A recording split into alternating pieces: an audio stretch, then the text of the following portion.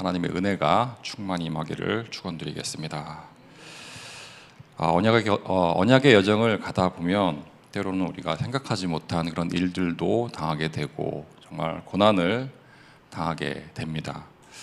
왜 이런 일들이 나에게 일어나는지, 정말 하나님이 나와 함께 하기는 하시는지, 그런 질문을 할 수밖에 없는 상황에 처할 수가 있습니다.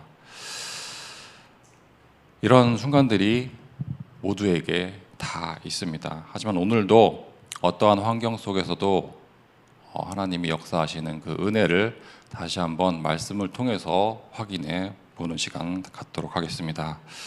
자, 우리는 요셉 이야기를 아주 잘 알고 있어요. 한 20년 전에는 언약의 여정이라는 그런 뮤지컬도 다 이렇게 단체로 관람하고 그랬던 기억이 납니다.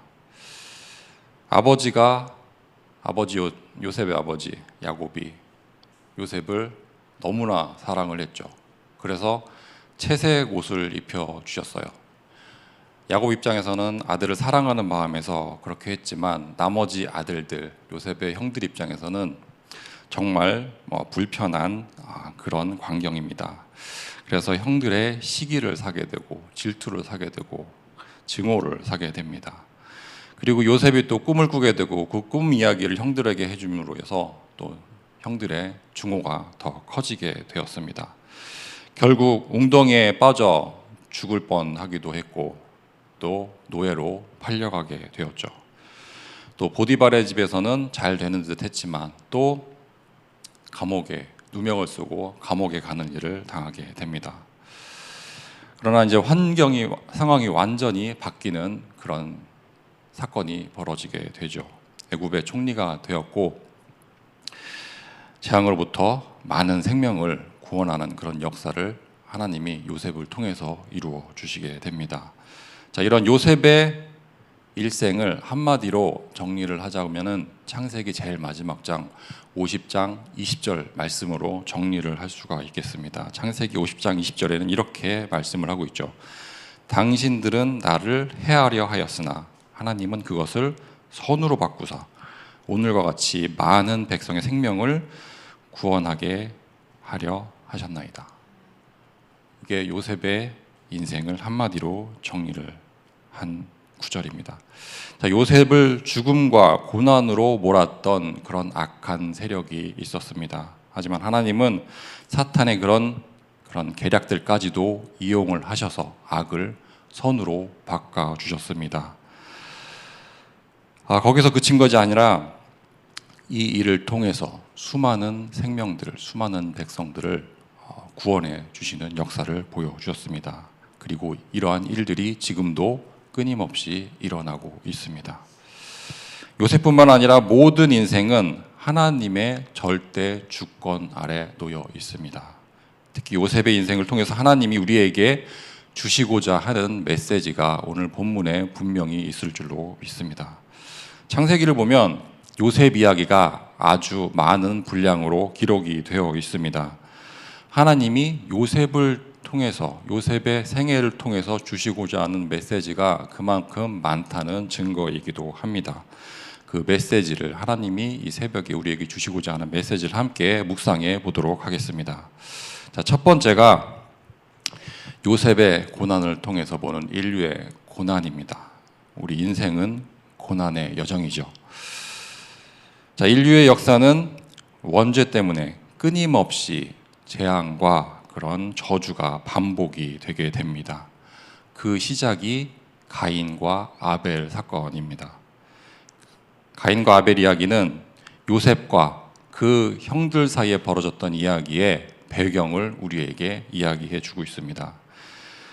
형제들 사이에 시기와 질투가 생겼고 결국에 살인까지 그렇게 벌어지게 됩니다. 그리고 국가들 사이에, 그리고 민족들 사이에 전쟁이 지금까지도 끊임없이 계속되고 있습니다. 기근과 자연재해도 끊이지 않고 지금 여러 곳에, 세계 여러 곳에 일어나고 있습니다. 아담과 하와의 죄로 이 땅이 저주를 받았기 때문에 그러한 일들이 계속되고 있습니다. 그 죄의 결과로 인류는 지금까지 고통 속에서 살 수밖에 없습니다. 요셉의 이야기 속에도 원죄 때문에 일어났던 그런 재앙과 저주를 우리는 확인을 할 수 있습니다. 첫 번째로 요셉의 가정 안에 일어났던 재앙과 저주를 우리는 확인할 수 있어요. 요셉의 가정에서 어떠한 일어났던 그런 일들이 우리 주변에서 아니면 우리 가정에서 똑같은 일들, 비슷한 일들이 지금도 일어나고 있을지도 모릅니다. 시기와 질투, 그리고 분노와 증오, 이러한 감정들로 가정 안에서 서로가 상처를 주고 그렇게 살아가고 있습니다. 요셉의 형들은 요셉을 시기했고 증오했고 죽이려고까지 했습니다. 그리고 노예로 팔아버렸죠. 가정은 정말 제일 안전한 곳이어야겠죠. 쉼을 얻고 힘을 얻는 그런 장소가 가정이어야 합니다. 그런데 그 속에 죄가 들어오면, 사탄의 역사가 시작이 되면 언제든지 그 가정이 지옥으로 바뀔 수 있습니다. 요셉의 가정이 바로 그러한 경우였습니다. 요셉과 그 형들의 이야기는 이미 일어났던 사건, 이미 말씀드렸던 가인과 아벨 사건의 재탕일 뿐입니다. 가인과 아벨 사이에 일어났던 일이 요셉의 가정에서 다시 한번 또 일어나는 것입니다. 이 사건은 가정에 내렸던 그런 저주이고 재앙이었습니다. 그래서 모든 가정에는 한 가정도 빠짐없이 복음이 필요합니다. 자, 그런데 하나님은 요셉 가문의 이런 재앙을 뒤집어서 그 악을 선으로 갚아주십니다. 바꿔주십니다. 그 악을 선으로 바꿔주셨죠. 용서와 화해로 그 악을 바꾸어 주셨습니다. 총리가 된 요셉은 무슨 일을 해도 상관이 없는, 못할 일이 없던 그런 힘을 가지고 있었어요. 그래서 마음만 먹으면 자신을 이렇게 만든, 노예로 팔아버리고 감옥까지 가게 그렇게 만들었던 형들을 어떻게 복수를 할 수도 있었습니다. 하지만 요셉은 그렇게 하지 않고 형들을 용서하게 됩니다. 그 일로 그들 사이에 깨어진 관계가 회복이 되었고 죄의 사슬이 끊어지게 되었습니다. 자, 우리는 여기서 하나님과 우리 사이에 그런 언약적인 관계가 깨어졌던 그 관계가 다시 회복이 되고 죄에서 우리가 해방받은 은혜를 기억해야 합니다. 자, 둘째로 우리가 원죄 때문에 인류 전체의 생존이 위험을 받았던 그런 역사를 우리는 또 창세기를 통해서 확인을 할 수 있습니다.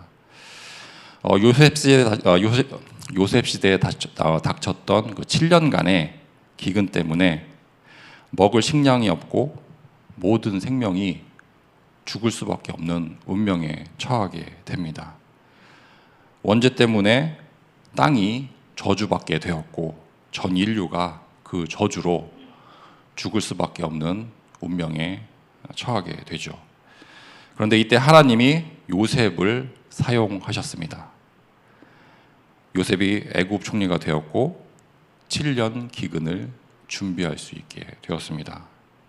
그래서 애굽뿐만 아니라 그 당시 죽어가던 주변의 모든 민족들, 모든 나라들의 백성들을 다 살릴 수 있게 되었습니다. 심지어 자신을 버렸던 그런 형들도 구원하는 그런 역사를 우리는 볼 수 있습니다. 자, 이 사건은 영적으로 죽어가던 그런 인류에게 생명의 떡으로 오실 예수 그리스도를 미리 보여주는 사건입니다. 자, 이처럼 요셉의 이야기를 통해서 하나님의 언약 성취를 우리가 확인을 할 수 있습니다. 요셉 이야기를 보면서 우리가 하나님이 어떻게 언약을 성취해 가시는지 우리는 확인해 볼 수 있습니다. 요셉의 인생을 통해서 하나님이 성취하신 그 언약을 조금 더 자세히 살펴보겠습니다. 자, 요셉을 통해서 성취하신 하나님의 언약. 오래전부터 하나님께서는 아브라함을 통해서 약속하신 그 언약들을 하나씩 성취해 가십니다. 특별히 오늘 본문에서는 요셉을 통해서 그 언약을 성취해 가는 장면을 우리는 확인할 수 있습니다. 하나님은 신실하신 분이고 그 언약을 반드시 이루어 주십니다.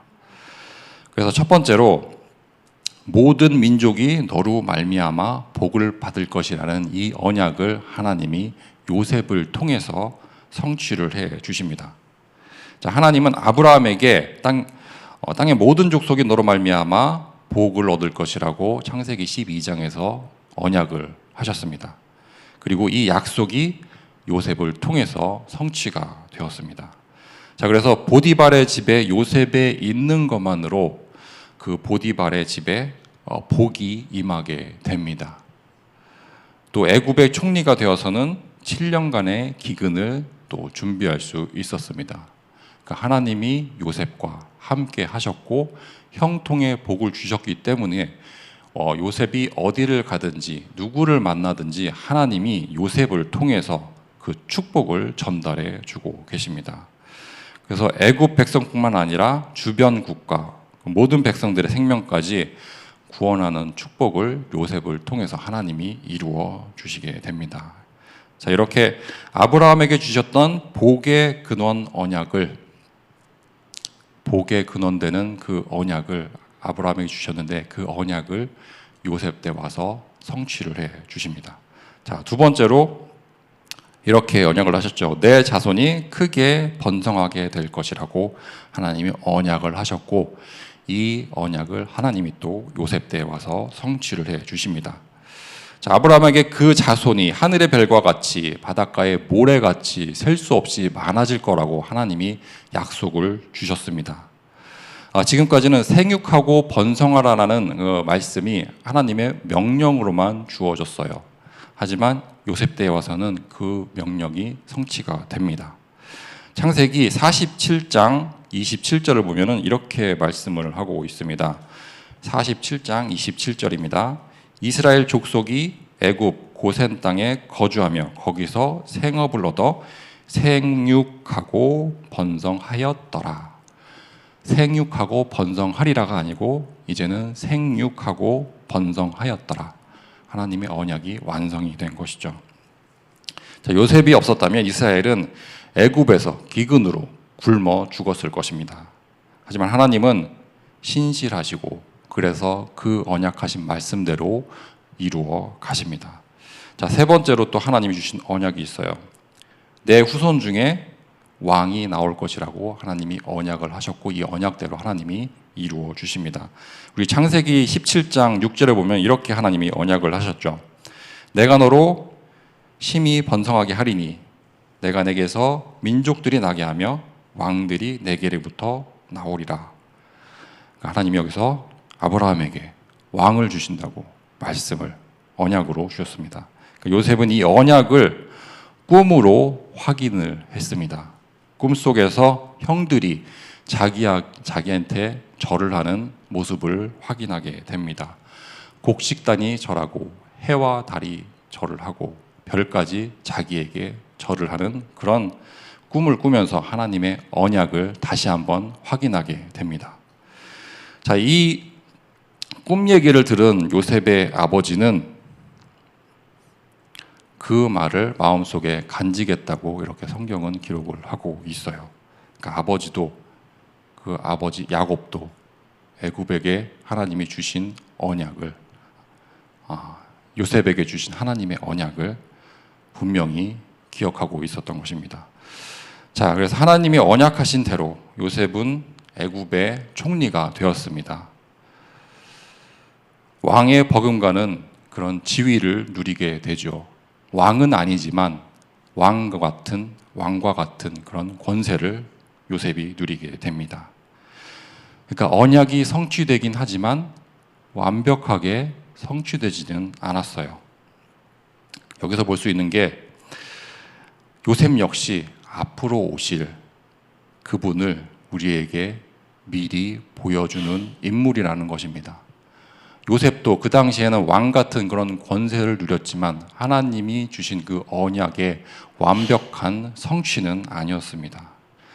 장차 아브라함의 혈통에서 그리고 다윗의 후손으로 오실 참 왕을 요셉을 통해서 하나님이 미리 보여주고 계십니다. 만왕의 왕 되신 메시아를, 예수 그리스도를 구약시대 하나님이 미리 보여주고 계십니다. 자, 지금까지 요셉을 통해서 성취하신 언약 세 가지를 살펴보았습니다. 그 첫 번째가 모든 민족이 너로 말미암아 복을 받을 것이라는, 이 복을 받는다는 언약을 하나님이 주셨고 요셉 때에 성취를 하셨습니다. 그리고 두 번째로 내 자손이 크게 번성하게 될 것이다. 그래서 셀 수도 없이 수많은 그런 후손들이 요셉 다음에 나오게 되죠. 그리고 내 후손 중에 왕이 나올 것이라는 그런 언약을 주셨고 그 말씀대로 요셉이 완벽하지는 않지만 왕 같은 그런 권세를 누리게 됩니다. 자, 그래서 요셉은 이 언약들을 완벽하게 성취해 주실 예수 그리스도를 예표하는, 미리 보여주는 그런 인물로 하나님이 이 성경에 기록을 해 주셨습니다. 자, 그래서 세 번째로 요셉의 이야기, 그 요셉의 이야기를 통해서 결국 예수 그리스도의 이야기를 우리가 확인해 볼 수 있습니다. 자, 요셉의 생애는 그리스도의 생애를 가리키고 있어요. 그러니까 하나님이 성경을 통해서 요셉을 보면서 요셉 이야기를 주시면서 예수 그리스도를 보라고 우리에게 분명히 그런 뜻을 가지고 이 요셉 이야기를 성경에 기록을 해주셨는데 그 예수 그리스도를 바라보지 않고 요셉만 바라보고 있으면 성경을 잘못 보는 것이겠죠. 그래서 요셉이라는 인물이 얼마나 위대한가를 쳐다보지 말고 요셉이 가리키고 있는 예수 그리스도를 바라보시기를 바랍니다. 자, 요셉의 생애를 먼저 보면 요셉은 아버지의 사랑을 지나치도록 많이 받았던 그런 아들입니다. 귀한 아들이었죠. 그러나 형들에게 미움을 받았고 버림을 받았고 노예의 신세까지 그렇게 낮아지게 됩니다. 감옥에 갇히게 되죠. 고난을 당하고 인생의 바닥까지 요셉이 그렇게 경험을 하게 됩니다. 하지만 하나님의 시간표가 되었고 지하 감옥에서 요셉이 나올 수 있게 되었습니다. 그리고 애굽의 총리가 되었죠. 총리가 될 수 있는 나이 30대까지 기다리셨다가 하나님이 딱 그 시간표에 역사를 하신 것입니다. 총리였지만 왕의 버금가는 권세를 요셉이 누리게 됩니다. 자, 그럼 그 다음으로는 이제 예수님의 생애를 한번 비교를 해 보겠습니다. 예수 그리스도는 하나님의 독생자였습니다. 하나밖에 없는 아들이셨죠. 내 사랑하는 아들이라고 하나님이 불러주실 만큼 정말로 하나님의 사랑을 받았던 그런 인물이었습니다. 그런 아들이었죠. 하지만 이 땅에 내려오셨고 자기 백성들에게 미움을 받았고 버림을 받았고 그리고 십자가에 못 박혀 죽어주셨습니다. 가장 비참한 죄인의 모습으로 십자가 위에서 그 모든 저주와 고난을 당하셨습니다. 십자가 죽음을 통해서 인류의 모든 죄와 사망의 저주를 다 감당해 주셨습니다. 죽은 지 3일 만에 부활을 하셨고 영생과 구원을 우리에게 선물로 주셨습니다. 자, 이 내용을 빌립보서 2장에 잘 정리해 주고 있습니다. 복음의 핵심을 빌립보서 2장 5절에서 10절까지 11절까지 말씀에 잘 기록을 하고 있습니다. 이 말씀을 제가 읽어드리겠습니다. 그리스도의 복음을 묵상해 보시기 바랍니다. 복음은 아무리 반복해도 이 성경 구절은 아무리 반복해도 질리는 구절이 아니죠. 자, 5절부터 제가 읽어드리겠습니다. 너희 안에 이 마음을 품으라. 곧 그리스도 예수의 마음이니 그는 근본 하나님의 본체시나 하나님과 동등됨을 취할 것으로 여기지 아니하시고 오히려 자기를 비워 종의 형체를 가지사 사람들과 같이 되셨고 사람의 모양으로 나타나사 자기를 낮추시고 죽기까지 복종하셨으니 곧 십자가에 죽으심이라. 이러므로 하나님이 그를 지극히 높여 모든 이름 위에 뛰어난 이름을 주사 하늘에 있는 자들과 땅에 있는 자들과 땅 아래에 있는 자들로 모든 무릎을 예수의 이름에 꿇게 하시고 모든 입으로 예수 그리스도를 주라 시인하며 하나님 아버지께 영광을 돌리게 하셨느니라. 아멘. 그러니까 하나님이 우리를 구원해 주신 이유가 예수 그리스도께서 십자가 위에서 물피 생명 다 바치시고 우리를 구원해 주신 이유가 하나님의 영광을 위해서입니다. 요셉이 감옥에서 풀려났고 애굽의 총리가 되었고 그리고 높임을 받게 되었습니다. 마찬가지로 예수님도 죽음의 권세를 이기셨고 부활하셨고 그리고 만왕의 왕이 되셨고 지금은 하나님 우편에 앉아서 이 세상을 통치하고 계십니다. 자, 요셉이 자신의 가족과 백성들을 그렇게 구원하고 살렸듯이 예수 그리스도께서도 온 인류를 죽음에서 구원해 주셨습니다. 자, 그렇기 때문에 우리는 요셉 이야기를 읽으면서 결국 예수 그리스도를 바라보며 묵상해야겠습니다. 메시지를 마무리하겠습니다. 오늘 이 새벽 시간에도 요셉을 묵상하고 모든 고난 속에서도 하나님의 언약만 붙잡는 그러한 시간으로 인도받기를 원합니다. 자, 우리가 하나님 말씀 믿고 청종할 때 하나님은 죄와 저주를 축복으로 완전히 바꾸어 주십니다. 악을 선으로 완전히 뒤집어 주십니다. 이런 은혜가 우리 모두에게 충만히 임하기를 이 새벽 시간에 충만히 임하기를 축원드리겠습니다. 기도하겠습니다. 사랑과 은혜가 풍성하신 하나님 아버지, 이 새벽을 깨워주시고 예배의 자리로 인도해 주시고 요셉의 삶을 통해 언약을 다시금 깨닫게 하심을 감사합니다. 저희의 부족한 머리로는 이해할 수 없지만 인생의 수많은 고난과 역경 속에서도 모든 것을 합력하여 선을 이루실 주님의 능력만을 의지합니다. 저희 모두의 인생의 주인 되어 주시고 주님의 선하신 계획 속으로 인도해 주시기를 소원합니다.